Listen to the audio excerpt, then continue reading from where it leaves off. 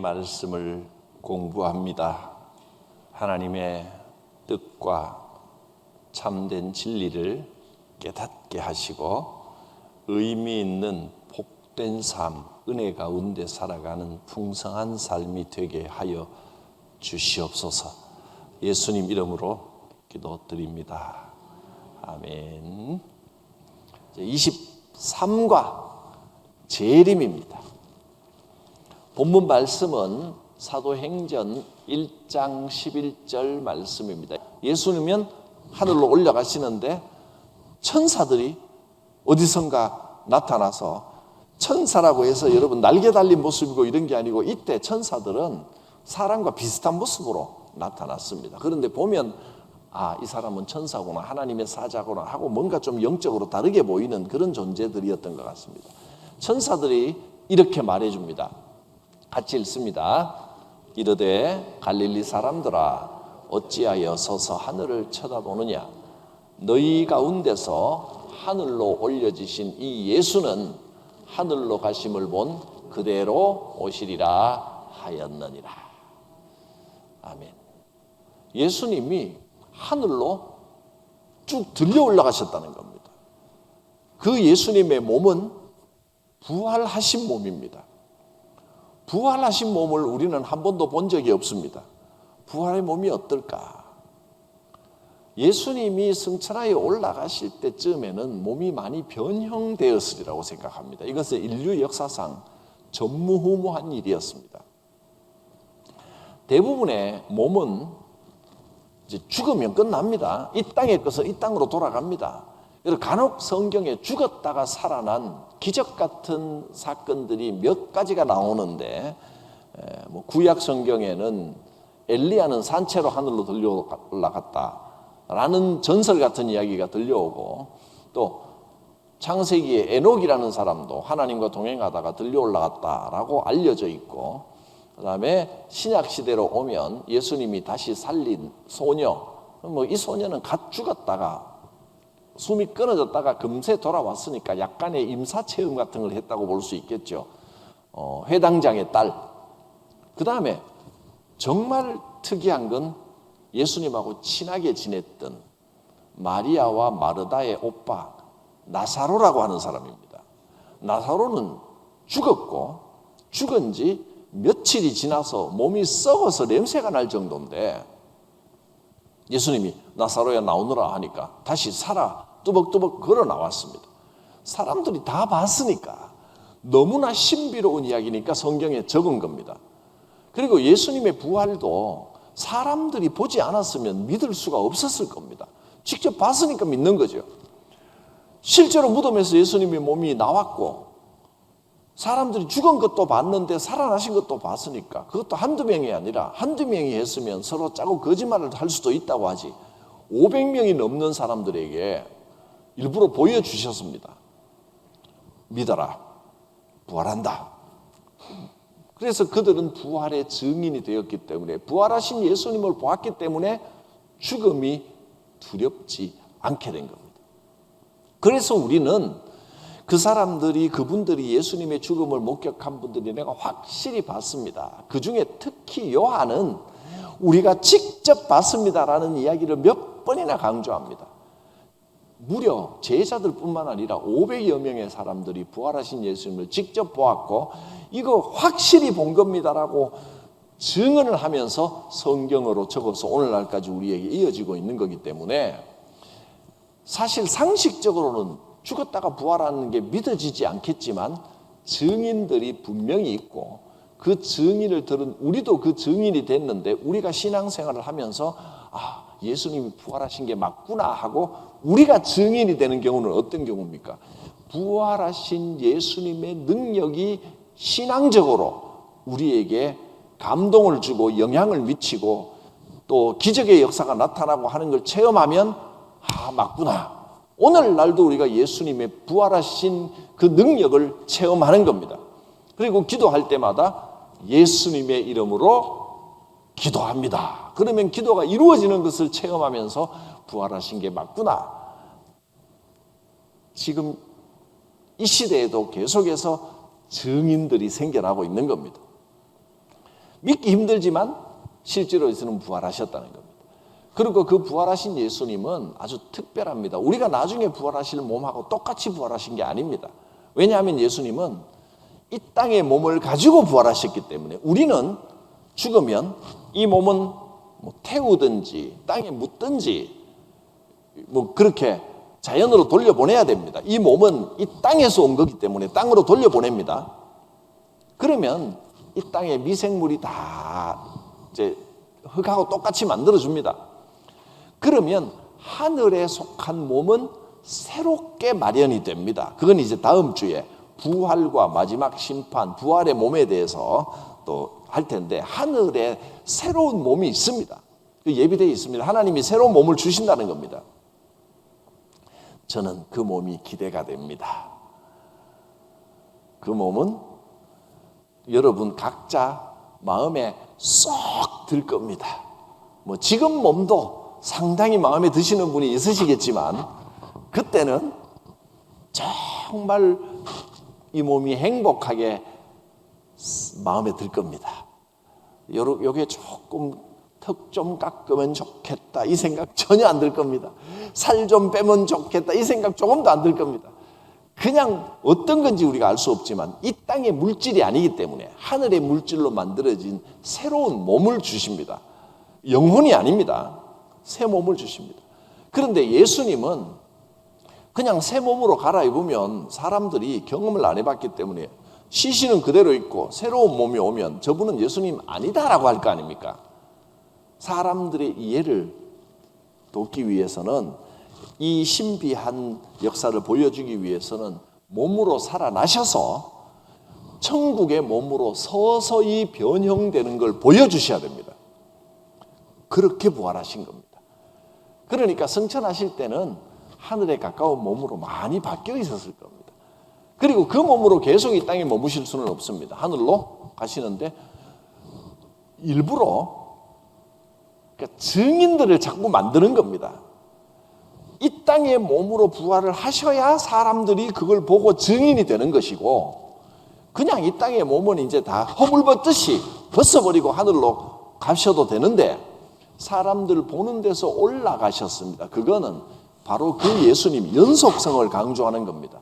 그래서 사람들이 목격한 사람들이 증인이 되도록 그런 방법을 쓰신 겁니다. 그런데 이제 믿는 사람들 중에는 예수님께서 그렇게 들려 올라갔었으니까 우리도 들려 올라갈 것이다. 그래서 어느 날 몸이 공중으로 쭉 들려서 구름 사이로 가기를 아직도 기다리고 있는 분들이 있습니다.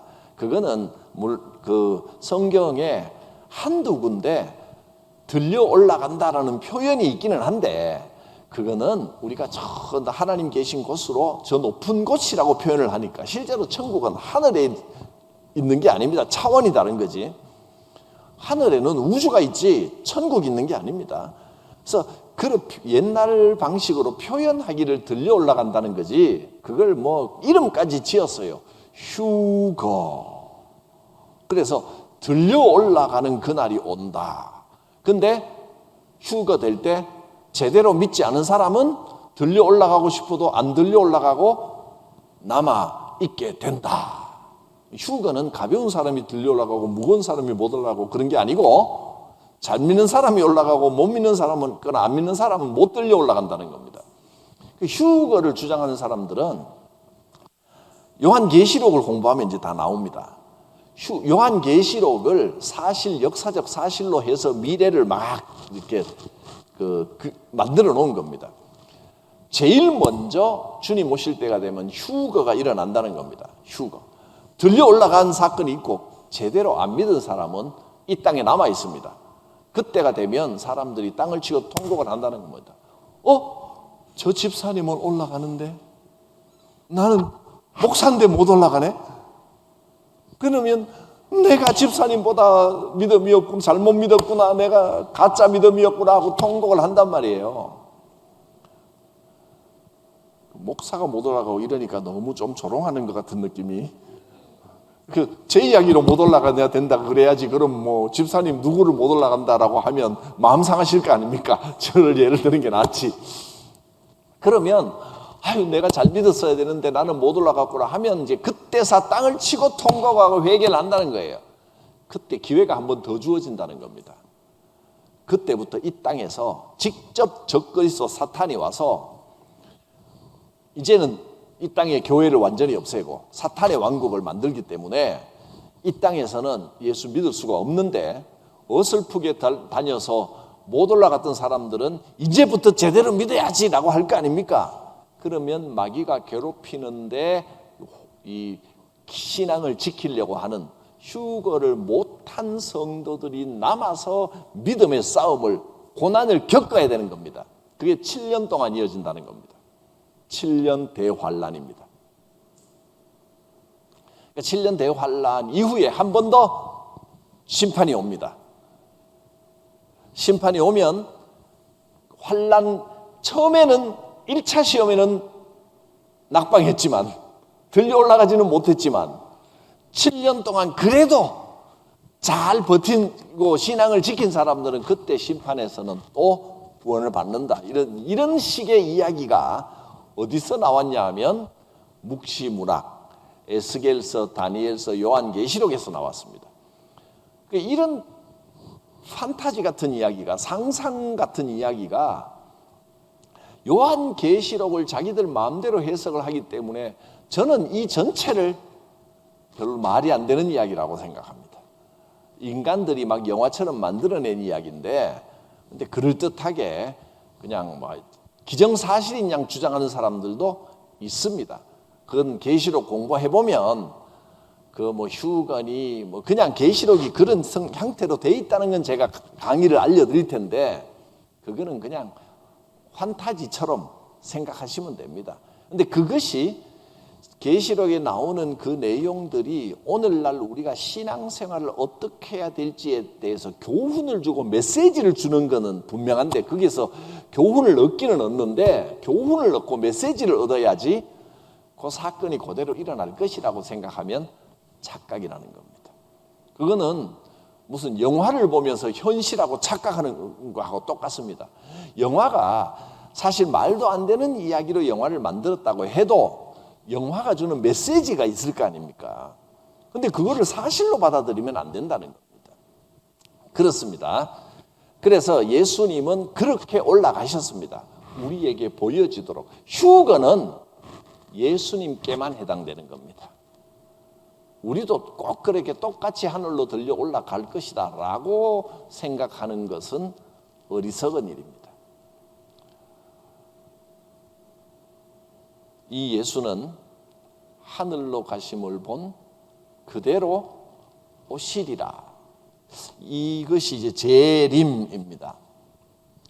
가심을 본 그대로 오시리라. 주님의 재림을 우리는 믿습니다. 그래서 가심을 본 그대로라고 하면 하늘로 쭉 올라가셨으니까 그럼 하늘에서 쭉 다시 내려오시겠네요. 온 세상이 볼 수 있도록. 근데 그게 가능합니까, 여러분? 지구가 둥근데 한국에서 오면 미국, 캐나다에서는 안 보여요. 반대편에 있어서. 온 전 인류가 한꺼번에 보도록 올 수 있는 방법은 없습니다. 그럼 이게 어떤 의미일까? 우리가 사도신경을 하면서도 예수님의 재림에 대하여 거기로부터, 그러니까 하늘 보호자로부터 산자와 죽은 자를 심판하러 오십니다. 그렇게 고백합니다. 오시는 건 분명히 오십니다. 여기서 핵심은 오시리랍니다. 오시리라. 가심을 본 그대로, 좀 전에도 말씀드렸지만 예수님이 그런 형태로 승천을 하신 것은 증인들을 만들어 주신 겁니다. 예수님이 이 땅에서 사역하셨고 변형되셨고 하늘로 올라가신 것이다. 그리고 그 변형된 모습을 제자들에게는 미리 보여주신 적이 있습니다. 변화산에 올라가서 변형된 모습, 영원히 천국에서 있을 모습으로 보여주신 적도 있었습니다. 오신다는 게 핵심입니다. 하늘로 가심을 본 그대로, 이 말은 그대로 하늘에서 쭉 내려온다 이렇게 해석하기보다는 천사들이 여기만 쳐다보고 있으니까, 주님 올라가는 그 하늘만 쳐다보고 있으니까 여기서 갈릴리 사람들아 여기 이렇게 있지 마라. 주님은 가셨으니 다시 오신다. 영 떠나신 게 아니다 라고 하는 걸 강조하는 말입니다. 너희는 너희 일할 자리로 가서 자기 할 일을 해라. 주님은 때가 되면 반드시 오신다 하셨습니다. 때가 되면 주님을 다시 만날 날이 반드시 옵니다. 근데 우선 이제 이것부터 생각해 봐야 되겠습니다. 그러면 때라고 하는 건, 때가 되면, 때라고 하는 건 시간이 흘렀을 때 어느 시점에 오는 걸 때라고 말합니다. 시간이라고 하는 것을 수많은 학자들이 시간이 뭘까를 연구를, 특히 철학자들, 신학자들이 시간이 어떤 것일까를 엄청나게 연구를 많이 했습니다. 뭘 연구할 게 있어, 시간이란. 시간이 뭐예요? 시계를 보면 째깍째깍째깍 하고 있는 이게 시간인데, 근데 시계 째깍째깍 하는 건요, 사람들이 시간을 파악하기 위해서 나름대로 그냥 기계로 이렇게 만들어서 우리가 인식하기 좋도록 만들어 놓은 게, 그게 시계인데, 우리는 시간 하면 이제 시계하고 바로 연결이 돼 있죠. 시계가 이제 디지털 시대가 되고 나니까, 옛날에는 이게 아날로그 시계였는데, 지금은요, 사람들이 시간 그러면 숫자부터 생각합니다. 수가 지나가는 거, 하나, 둘, 셋, 넷, 다섯, 여섯, 일곱, 여덟, 아홉, 열, 이게 시간이다라고 생각하지만 사실은 시간이 뭘까 참 오묘한 겁니다. 시간은 실체가 없어요. 자, 한번 물어보겠습니다. 시간이 어디 있어요? 지금 시간이 어디 있습니까? 여기 내 앞에 있습니까? 이 모든 곳에 다 시간이 퍼져 있나요? 우리가 시간 속에 푹 묻혀 있나요? 그것도 이상합니다. 시간이, 공기는 눈에 안 보이지만 있다는 걸 아는데 시간이라는 게 정말 있을까? 시간은 그럼 우리가 시간 속에 묻혀서 살아가는 걸까? 아니면 시간이 숫자로 만들어 놓으니까 흘러가는 것 같은 느낌이 들죠? 시냇물처럼.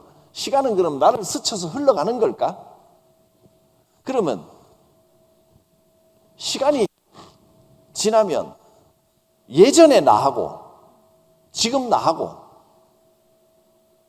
30대 나하고 지금의 나하고 같은 나이일까요? 다른 나이일까요?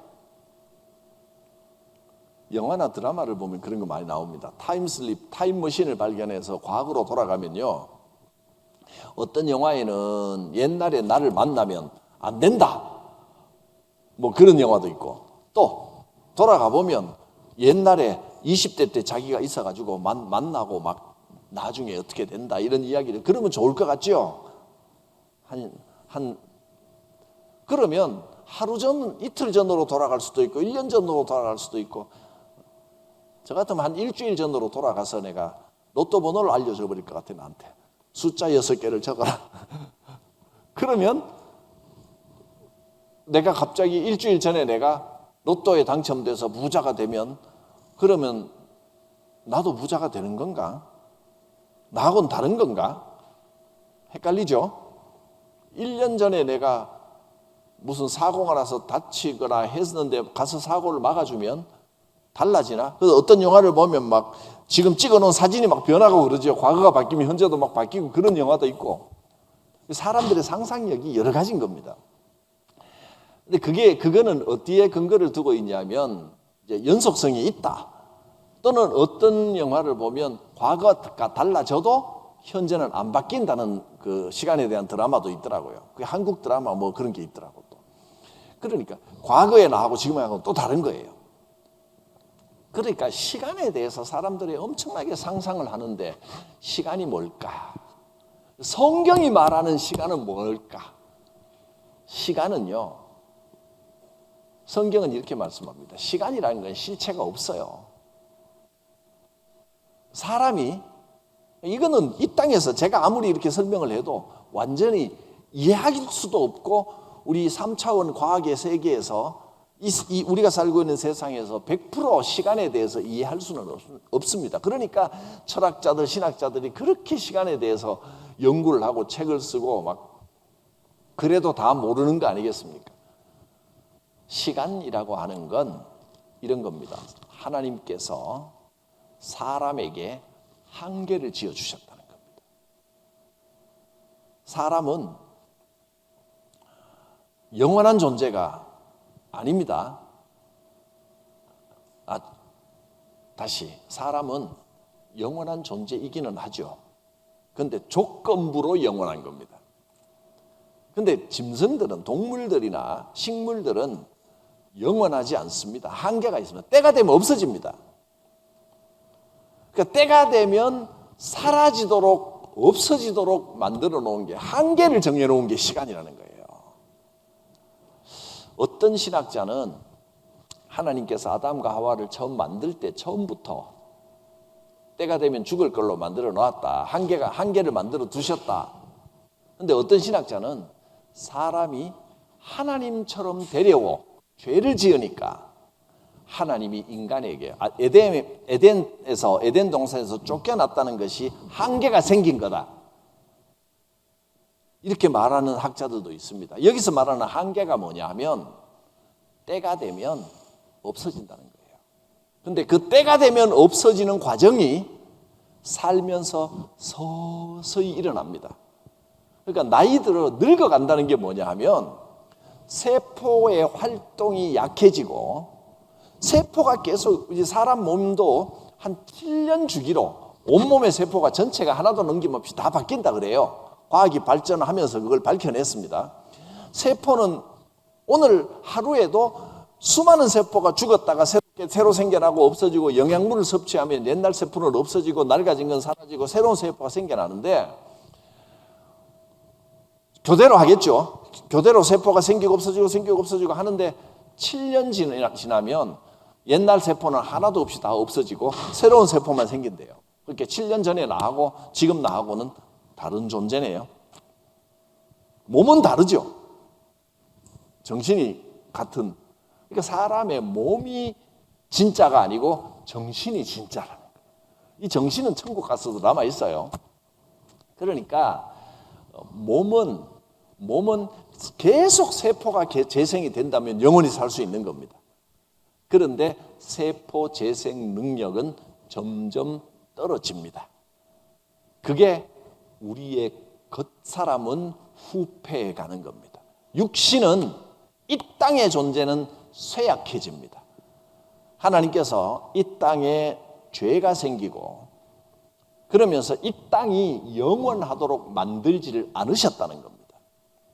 이 땅은, 그러니까 시간이 흘러간다는 건 흘러가는 게 아니고, 사실 정확하게 말하면 이 땅의 것들이 노쇠해가고 낡아져 간다. 없어지는, 사라지는 때를 향하여 가고 변해간다라는 것이 시간이 흐른다는 거지, 우리가 만일에 영원히 산다면 시간이라는 개념도 잘 없을 거예요. 영원히 산다면. 근데 영원히 살 수 없기 때문에 한계를 딱 정해 놓으니까 이제 시간이라는 개념이 생기는 겁니다. 점점 변해가는 거예요. 왜 시간이 중요하느냐면 역사를 어떻게 생각하는지에 대해서 달라지는 겁니다. 시간에 대해서 개념을 잘 생각하지 않는 사람들은 이 모습이 후퇴한다는 걸 받아들이지 않게 되면 이 세상은 영원히 이어진다고 생각합니다. 그런데 눈에 보기에 사람은 분명히 죽잖아요. 없어지잖아요. 그걸 어떻게 생각하겠어요? 죽어도 다시 생겨난다. 죽고 나면 다시 그대로 생성된다. 이렇게 생각하는 거예요. 생성돼서 살아가다가 또 때가 되면 죽고, 이게 영원히 반복된다는 거예요. 이것을 돌아간다고 해서 윤회사상이라고 말합니다. 힌두교와 불교는 윤회사상을 기본으로 하고 있습니다. 계속 돌아간다. 그래서 사람이 연약한 존재다. 때가 되면 사람은 낡아져서 없어진다. 시간에 대한 개념을 갖고 나면 이 윤회 사상을 주장할 수가 없습니다. 때가 되면 없어지는 거예요. 그러니까 시간은 영원토록 반복이 되는 게 아니고 직선입니다. 시작이 있고 끝이 있다는 겁니다. 한계가 있습니다. 분명히 끝이 옵니다. 그래서 1번 한번 읽어봅니다. 인간 역사는 영원히 지속되는 것이 아니다. 기독교의 역사관은 순환적 역사관이 아니라 직선적 역사관이다. 역사에는 시작이 있었고 때가 되면 세상의 역사는 끝이 나고 예수께서 친히 재림하시는 날이 온다. 때가 온다는 겁니다. 순환적 역사관, 계속 돌아가는 게 아니고 지금 실제로 인간 역사를 봐도 옛날에 제가 어릴 때만 해도 불과 100년도 안 된 세월, 5, 60년 전만 해도 농사 짓는 데가 많고 그랬는데 지금 도시를 중심으로 세상이 완전히 달라졌어요. 뿐만 아니라 불과 한 20, 30년 전만 해도 여러분 제가 대학원 다닐 때는 컴퓨터가 286이었습니다. 이만큼 두꺼운 모니터가 이만한 거, 들지도 못하는 거, 그것도 요만한 거. 그것도 부자들이나 있었지. 어디 컴퓨터가 어디 있어요? 저는 과제물 할 때 워드 프로세서라고 노트북처럼 생기는데 되게 무거운 거 있습니다. 그 두 줄, 세 줄 이렇게 있어서 타이핑하는. 옛날 사람들은 타자기 딱딱딱딱 이걸 쳤는데 글자만 치는 거예요, 한글만. 그것도 작은 창에 그거 제가 썼거든요. 세상이 얼마나 달라졌는지 불과 30년 만에 컴퓨터를 전부 손에 들고 다닙니다. 그러더니 이제는 컴퓨터가 지가 알아서 생각하고 지가 배우고 지가 자라난답니다. 불과 30년 만에 이런 세상이 왔습니다. 그때 한 30년 전에 삼성 애니콜 광고에 그 007 아니고 017 걸리버 광고는 걸면 걸리는 걸리버 그랬는데 이만큼 두꺼운 거 이렇게 탁 열어서 걸면 걸리는 걸리버 생각하십니까? 그렇게 광고를 했거든요. 근데 거기는 전화기로만 생각을 했는데 삼성이 대단합니다. 삼성 애니콜은 그때 뭐라고 광고한지 아십니까? 내 손 안에 다 있다. 30년 전에 예견했다는 겁니다. 이 안에 다 있다. 저는 미쳤나? 저 손 안에 뭐가 다 있나? 저게 무슨 소린가 했는데 이제 이해가 가는 겁니다. 세상이 그렇게 변하고 있습니다. 그렇게 빨리. 앞으로 이 속도가요, 어마어마하게 빨라집니다. 근데 우리가 생각해 보면 500년 전 엄청나게 긴 시간 같지만 불과 500년 전에 우리는 전부 갓 쓰고 다녔어요. 우리 아니고 우리 500년이 뭐야? 200년 전만 해도 갓 쓰고 다녔습니다. 한복 입고. 끼니 걱정하며 보릿고개 걱정하며 농사만 짓는 그 시대였습니다. 세상이 변한 게, 이 세계가 변한 게요, 얼마 안 돼요. 그리고 지금 세상이 변해가는 걸 보면 무시무시하게 변해갑니다. 그거 생각하면 무서워요. 옛날에는 200년, 300년 걸리던 것이 불과 20, 30년이면 휙 지나가고 지금은 옛날이 변하는 속도가 지금 1년이 100년 전에 10년, 20년과 같은 속도로 지금 변하고 있습니다. 하루가 다르게 바뀌어 나가고 있는, 이 세상이, 그러니까 이 세상이 돌아간다. 지금 돌아가는 것만 봐도 돌아가는 것 같지가 않아요.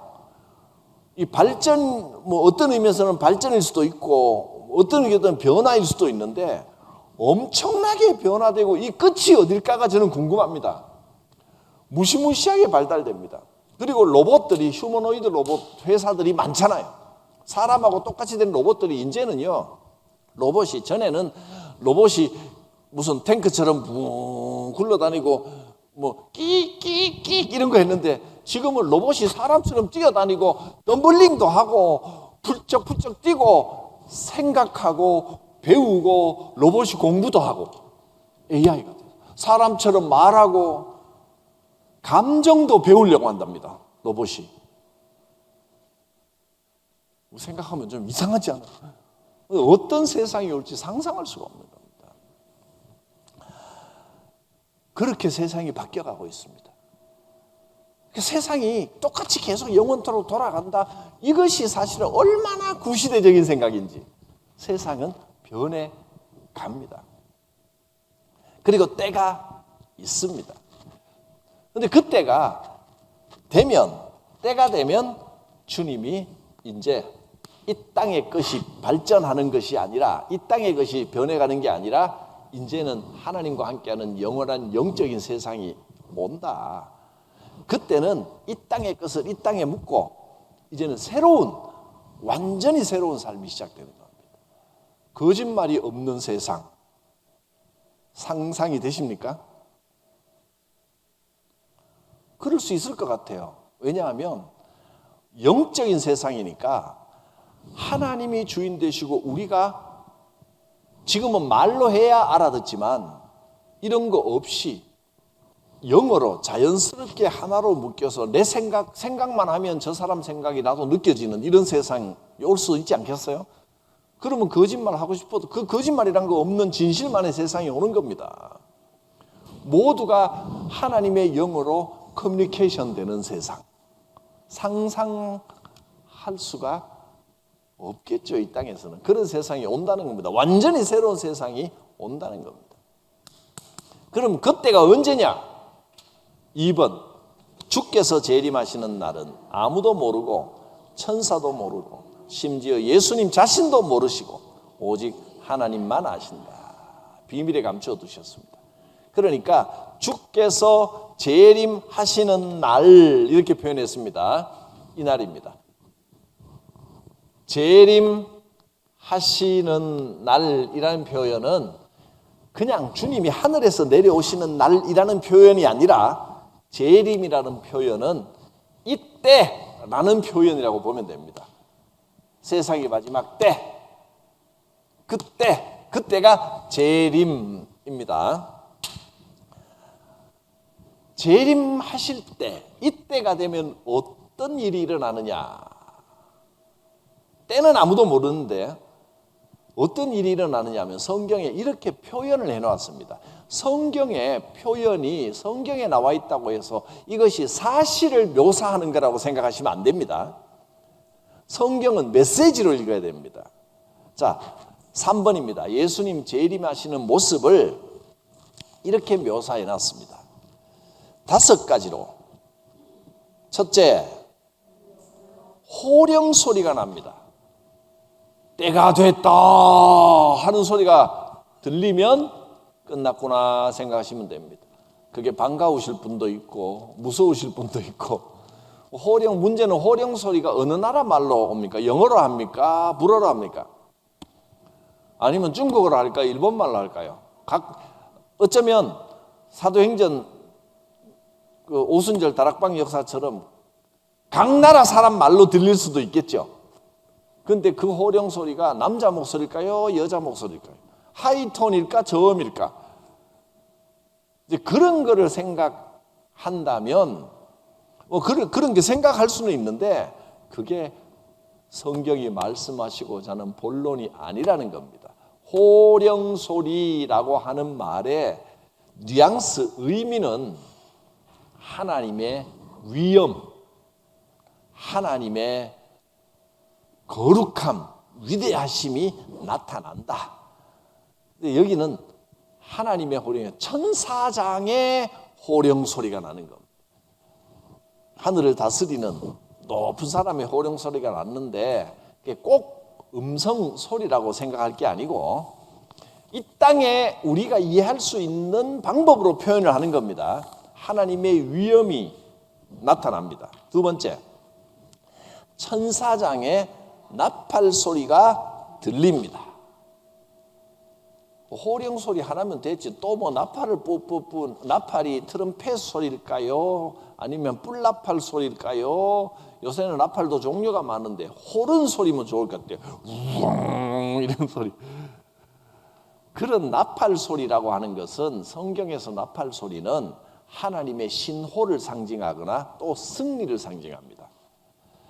민수기에 이스라엘 백성들이 이동할 때 나팔 소리를 듣고 움직여라라고 아주 중요하게 말씀하셨거든요. 특별히 사람들이 쓰던 뿔나팔 말고 특별한 나팔, 은으로 나팔 2개를 만들어서 이 2개로 전진 신호, 후퇴 신호, 멈춤 신호, 승리 신호, 전쟁 신호 모든 걸 이 은나팔 소리로 알렸습니다. 하나님의 신호가 울릴 것이다. 이 나팔 소리, 승리의 신호가 오는데 그게 어떤 신호인지 우리는 또 그때 지금 느끼는 거하고 또 다를 겁니다. 또 세 번째, 먼저 죽은 성도들이 한꺼번에 보인다. 무덤이 열리고 죽은 성도들이 살아난다. 여러분 무덤에는 벌써 무덤이 없어진 사람도 많은데 무덤이 몇 대를 가나요 보통? 3대, 4대, 한 5대 가면 무덤이 그대로 뭐 유지되기가 쉽지가 않습니다. 한 100여 년 지나면 그 조상들 아무리 그 조상을 정성껏 섬기고 묘를 관리하는 사람도 100년, 200년 지난 그 무덤 그대로 관리하면서 계속 있게 되지는 않습니다. 그거 다 사라집니다. 그런데 거기서 무덤이 열리고 죽은 성도들이 이 몸 그대로 온다 이런 의미가 아니고 이 성도들은 새로운 몸을 입고 있겠죠. 우리가 보고 싶었던 사람들을 만날 수 있게 된다라는 뜻입니다. 천국에서 만나보자. 그렇게 그날 아침 거기서 보고 싶은 분들을 반갑게 보게 될 것이다. 그리고 예수님께서 구름 사이에서 땅으로 모두가 보는 가운데 내려오신다. 이렇게 표현을 해놨습니다. 이게 이제 이 데살로니가 전서와 사도행전에 나오는 내용들입니다. 그리고 모든 인류가 예수님의 재림을 느끼거나 알 수 있게 된다. 그래서 많은 분들이 성경의 표현만 돼 있으면 이 내용을 그대로 사실력 그대로 일어날 것이다. 우리는 들려 올라가고 뭐 이 땅에 환란이 오고 그러면서 자꾸 이단이 생겨나는 겁니다. 어떤 사람은 지금 이미 휴거 받는 사람들이 한 명도 없어서 그렇지 휴거는 지금 벌써 일어났다 이렇게 주장하는 사람도 있습니다. 그러면 7년 대환란이 시작됐네요. 적그리스도가 왔다. 그 적그리스도가 누구냐 하면 숨어서 뒤에서 조종을 하는데 바코드 언제 80년대 초반부터 70년대 말부터 바코드에 대한 두려움이 엄청나게 있었습니다. 적그리스도가 바코드를 만들었다. 그 바코드를 해석해 보면 숫자가 666이 된다. 그 바코드를 만들어서 뿌리는 자가 적그리스도다. 바코드를 사용하면 안 된다. 근데 지금 다 바코드 사용하잖아요. 하다못해 과자 하나를 사도 삑 바코드 다 찍혀 있습니다. 그래서 바코드가 온 세상을 지배한다. 그리고 때가 되면 여기다가 바코드를 심을 것이다. 그리고 신분증도 없어지고 바코드를 이마에다 새겨가지고 사람이 문에 딱 들어가면 코로나 때처럼 삑 누가 왔다 갔다 하는 거 다 드러난다는 거예요. 그리고 이제 때가 되면 CCTV 있잖아요. CCTV로 딱 찍으면 여기 이마에 바코드가 다 있어서 신분이 쫙 나온다는 거예요.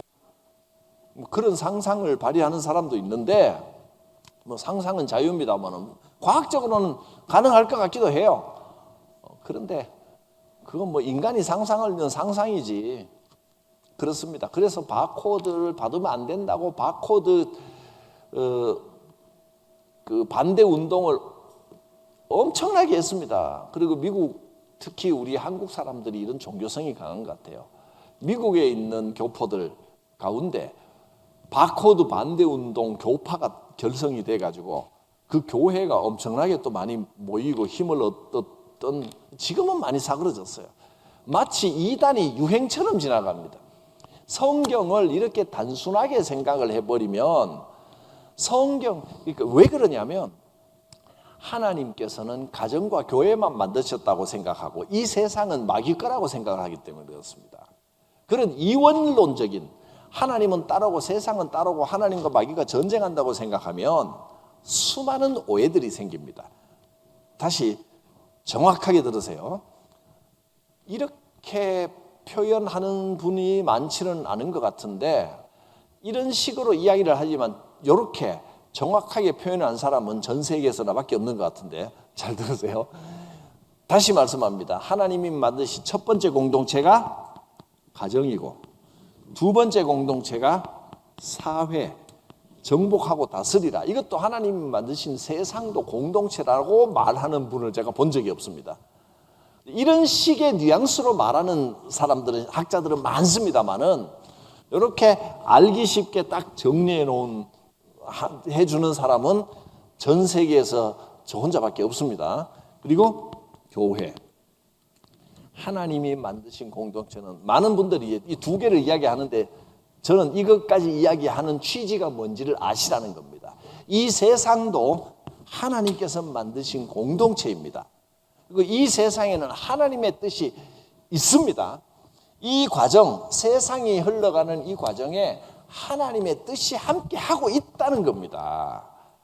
이 세상은 마치 악마의 것이고 사탄의 것이고 교회만 하나님의 것이다. 이건 착각하는 겁니다. 그런 식으로 생각을 하니까 세상의 것을 거부하고 뭐 이상한 말을 하고 주장을 하고 그러다 보니까 자꾸 이단들이 생겨나는 겁니다. 이 세상은 연약하고 부족하고 문제도 많고 하지만 그러나 이 세상 우리의 삶 가운데 하나님의 역사하심, 인도하심이 함께 하고 있다는 겁니다.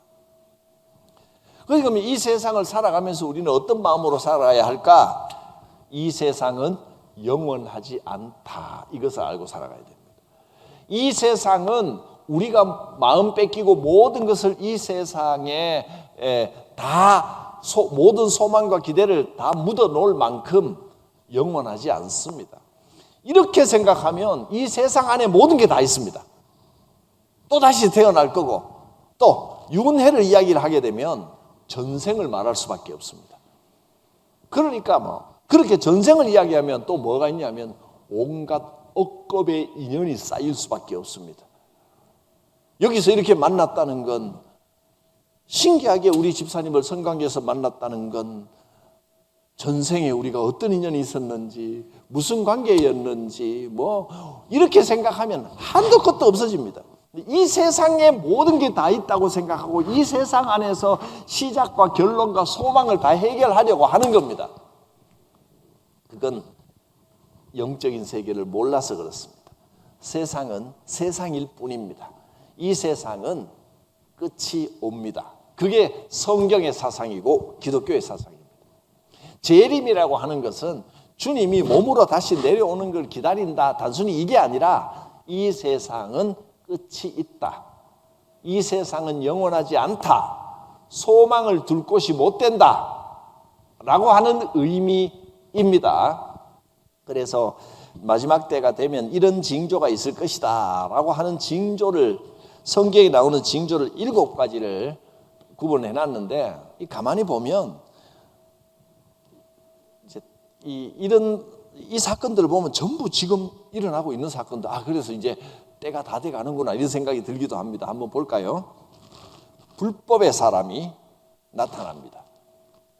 여러분, 불법의 사람, 하나님을 무시하고 자기가 최고라고 하는 가짜들이 없었던 적이 있었나요? 언제나 불법의 사람은 있었습니다. 두 번째, 가짜 그리스도들이, 자기가 재림 예수라는 사람들이 많이 나타납니다.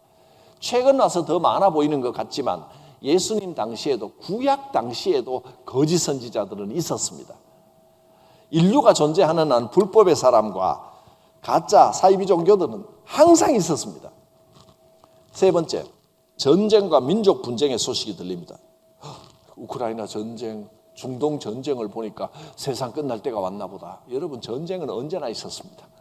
옛날에는 훨씬 심했습니다. 세계 곳곳에 전쟁이 없을 때고 침략이 일상이었습니다. 그런데 요새는 뉴스가 발달하다 보니까 세상 반대편에 있는 전쟁도 들리니까 많아 보이는 거지, 전쟁은 오히려 훨씬 줄었죠. 언제나 있었습니다. 그 다음에 4번, 곳곳에 기근과 지진이 일어난다. 아프리카나 저 어려운 나라들의 지진이 일어나고, 요새 와서 홍수, 지진 소식이 많이 들리는 게 세상이 다 된 게, 세상이 마지막 날이 가까운 게 아니고 뉴스가 발달을 한 겁니다. 그 다음에 그리스도인들이 핍박을 받고 순교자가 생겨난다. 예수 믿고 힘든 곳의 이슬람 지역이나 북한이나 뭐 곳곳에 핍박받는, 박해받는 데가 많다. 그것도 언제나 있어 왔습니다. 6번, 사람들이 서로 미워하고 불법이 성하고 사랑이 식어집니다. 천국 복음이 모든 민족에게 전해집니다. 이 모든 것이 지금 일어나고 있는 일들입니다. 그러니까 이것은 예수님의 마지막 때가 되면 이것이 확 일어난다라기보다는 우리 이 세상의 모습을 알려주는 겁니다. 언제든지, 그러니까 어쩌면 지금이 마지막 때인 것처럼 살아야 된다 이 말입니다. 지금이. 이 세상에 이런 불법과 그 다음에 잘못된 것과 악한 것들에 대해서 관심을 가지면서 마지막 때인 것처럼 살아야 됩니다. 이때가 언제 올지 알 수 없지만 온다는 건 분명합니다. 그리고 거의 제가 99%의 확률로 말씀드리는데, 이때가 오기 전에 우리가 먼저 죽을 겁니다.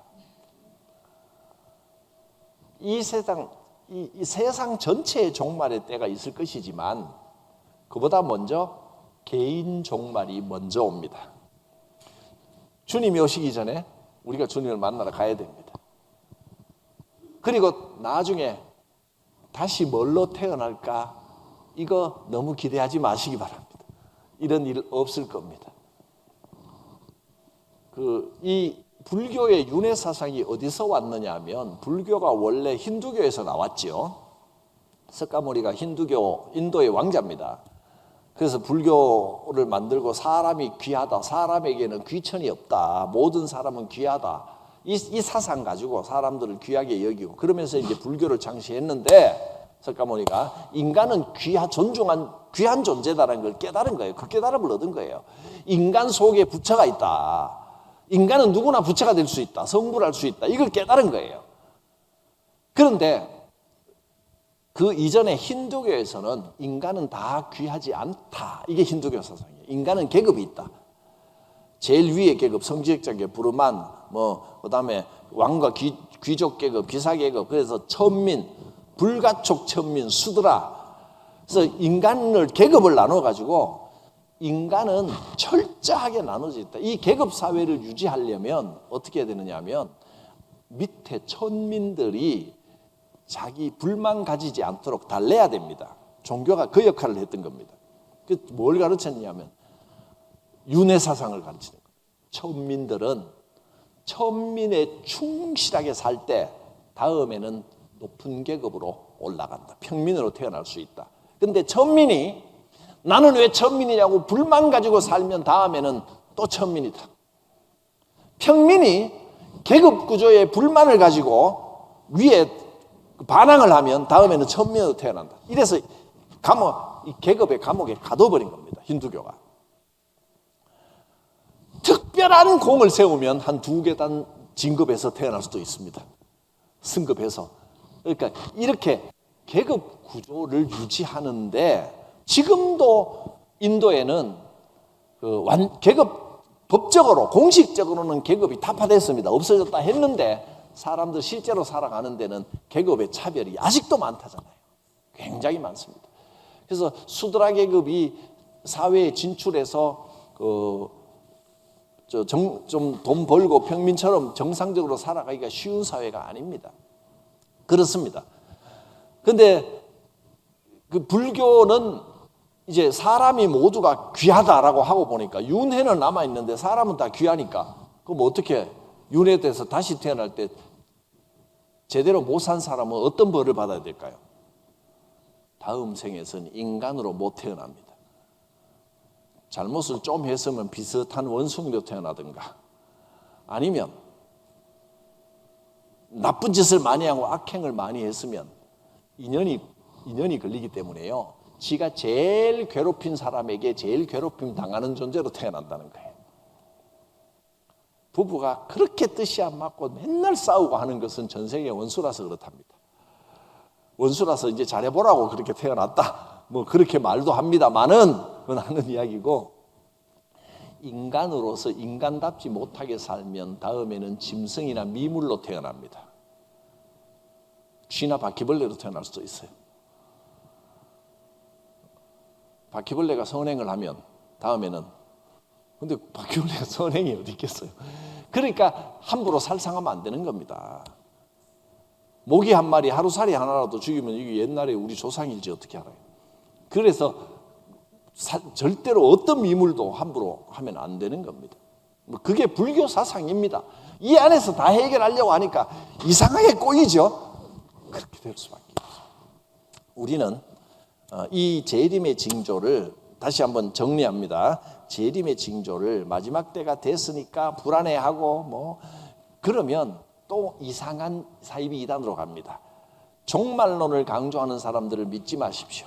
종말은 2000년 전부터 예수님이 선포하시는 그날부터 지금까지 항상 종말의 마음으로 살아야 되는 것이지 언제 올지 모른다고 했는데 왜 자꾸 그걸 예측하려고 합니까? 때가 되었다. 때는 모르지만 가까워 왔다라고 주장하는 사람들, 그러므로 예수 천당 마귀 지옥 이것만 하고 다니겠다라고 하는 사람들도 사이비의 이단에 가까운 사람들입니다. 그것도 믿지 말고 그냥 우리는 종말에 가까운 것처럼 가정과 사회와 교회를 다 귀하게 여기면서 성실하게 살아가야 합니다. 그렇게 살다 보면 주님을 만날 날이 금방 옵니다. 주님 만나면 주님이 뭐라고 하십니까? 수고했다. 네 가정이 참 온전치 못하고 남편이 그 모양인데도 네가 애 많이 썼다. 그러실 겁니다. 네가 이 사회에서 참 어렵고 힘들었는데 네 사명 감당하며 성실하게 살았구나. 믿는 이로 본분을 다했구나. 수고했다. 고생했다. 네가 교회에서 헌신하고 하나님의 뜻을 잘 했구나. 교회에서 참 억울한 일도 많이 당하고 힘들기도 했지만 네 본분 다 했다. 네 눈물 내가 닦아주마. 하나님께서 위로하시고 하나님 품에 안길 그날이 곧 온다는 겁니다. 주님 만나게 됩니다. 이제는 하늘만 쳐다보고 있지 마십시오. 주님이 이렇게 오시는 거 아닙니다. 주님 올라가실 때부터 천사들이 그랬습니다. 왜 하늘을 쳐다보고 있느냐? 그 쳐다보지 마라. 가심을 그대로 본 그대로 오신다. 이 말은 하늘 쳐다보지 마라. 너희들이 안 쳐다봐도 주님은 그렇게 오신다. 이 말을 한 거지. 주님 오신다는 말을 강조한 거지. 요 모양을 강조한 게 아니란 말이에요. 쳐다보지 말라라는 의미로 하신 말씀입니다. 그런데 2000년이 지난 지금도 하늘만 쳐다보고 있는 사람들이 있으니 답답한 이야기입니다. 주님은 하늘에서 이렇게 재림하실 것이다. 그런 어리석고 헛된 이야기는 할 필요가 없습니다. 이제 다음 주 부활과 마지막 심판 이 이야기가 나오면 여기 또 이제 민감한 이야기들이 나옵니다. 천국은 어떻게 생겼고 지옥은 어떻게 생겼는가. 지옥에 관한 이야기를 안 할 수가 없습니다. 예고였습니다. 이제 2시간 남았습니다. 2주 남았습니다. 마지막까지 성실하게 하고 이제 또 요한계시록도 기대가 되지 않습니까? 저도 기대가 됩니다. 기도하겠습니다. 거룩하신 하나님, 주님의 뜻을 따라 주님 주신 공동체에서 본분을 다하며 주님의 칭찬받을 수 있는 그런 삶을 살아가게 하여 주시옵소서. 가정에서 사회에서 교회에서 하나님께서 원하시는 복된 삶을 살아가는 우리가 되게 하옵소서. 예수님의 이름으로 기도드립니다. 아멘. 잠시 세상에 내가 살면서 항상 찬송 부르다가 날이 저물어 오라 하시면 영광 중에 나아가리. 열린 천국 문 내가 들어가 세상 짐을 내려놓고 빛난 멸류관 받아 쓰고서 주와 함께 길이 살리. 눈물 골짜기 덮으면서 나의 갈 길 다 간 후에 주의 품 안에 내가 안기어 영원토록 살리로다.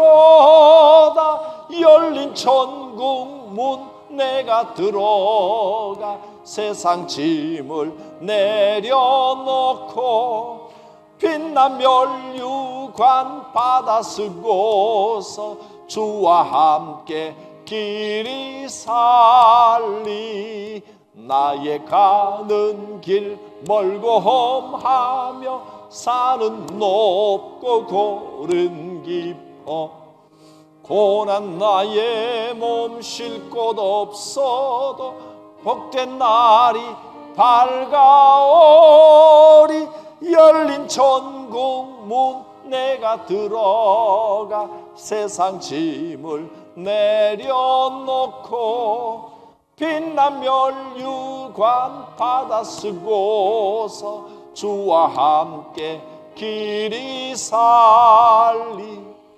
한숨 가시고 죽음 없는 날 사모하며 기다리니 내가 그리던 주를 배울 때 나의 기쁨 넘치리라. 열린 천국 문 내가 들어가 세상 짐을 내려놓고 빛난 멸류관 받아 쓰고서 주와 함께 길이 살리. 이 찬송은 거의 장례식장에서 불렀던 찬송인데 이 찬송을 박수 치면서 부르게 될 줄 알았습니까? 근데 지금 가사를 보니까 어떻습니까? 단순히 장례식장의 슬픈 찬송이 아니라 이 고된 이 세상을 끝낸 후에 주님께서 나를 위로해 주시고 영광 중에 받아주신다는 찬송입니다. 참 이 재림을 알고 나면 죽음도 행복해지는 겁니다. 4절 한번 불러볼까요? 내가 보니까 장례식 찬송인데 박수 치면서 좀 찝찝했던 분들이 마음껏 해도 됩니다. 한숨 가시고 죽음 없는 날 사모하며 기다리니 내가 그리던 주를 배울 때 나의 기쁨 넘치리라. 열린 천국 문 내가 들어가 세상 짐을 내려놓고 빛난 멸류관 받아 쓰고서 주와 함께 4절 한 번 더. 굉장히 기쁜 찬송이죠. 한숨 가시고 죽음 없는 날 사모하며 기다리니 내가 그리던 주를 배울 때 나의 기쁨 넘치리라. 열린 천국 문 내가 들어가 세상 짐을 내려놓고 빛난 멸류관 받아 쓰고서 주와 함께 길이 살리. 살아계신 하나님, 때로는 지치고 힘들고 고단한 인생, 원치 않는 어려움과 질병을 만나는 인생이지만 이 고단한 인생 가운데서도 열린 천국문 나를 향하여 활짝 열어주시는 그 주님을 소망하며 주님의 위로와 우리의 눈물을 닦아주시는 그날을 기대하며 꿋꿋하게 믿음으로 주님과 동행하며 살아가게 하여 주시옵소서. 우리 구주 예수 그리스도의 구원의 은혜와 나를 끝까지 사랑하여 주시는 하나님의 그 크신 사랑과 성령님의 인도하심, 역사하심이 각 사람 머리 위에, 가정 위에, 사회생활을 모든 생업 위에, 주의 몸된 이 교회 위에 풍성히 임하시기를 축원하옵나이다. 아멘.